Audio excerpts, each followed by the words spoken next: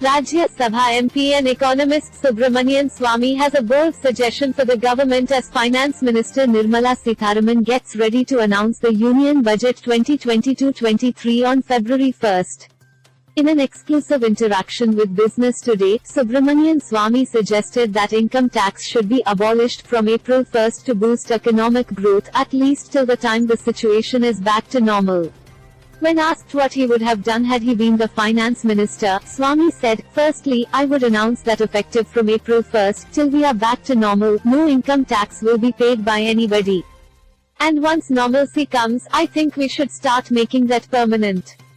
Subramanian Swamy's suggestion comes at a time when millions of households in the country have come under pressure due to rising inflation and rising medical costs in the wake of COVID-19. Budget 2022-23, full coverage justifying his suggestion, Swamy said there are other alternatives to raising revenue besides income tax. "I first suggested this in the beginning of our tenure as BJP government. We were getting revenue from income tax of around 4 lakh crore, which is nothing.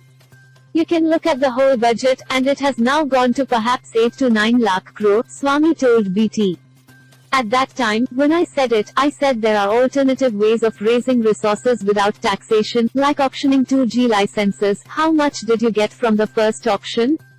4 lakh crore, exactly what the income tax was, he added. He further said there is the option of raising resources from coal auctions, adding that there is no shortage of alternative sources for the government to raise taxes.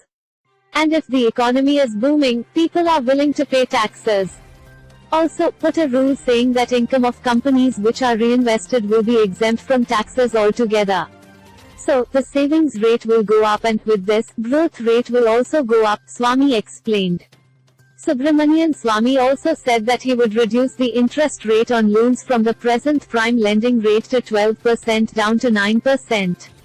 Read, Union Budget 2022-23, here's what salaried class expects from govt. That's also within our hands. Banks can do it and raise the fixed deposit interest rates from 6% to 9%.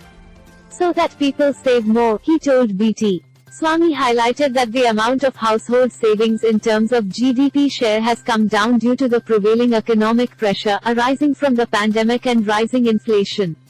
He said investments have also come down as a result. He also highlighted that the economy has still not regained the level of growth seen in the fourth quarter of 2019-20, just before the global pandemic ravaged growth.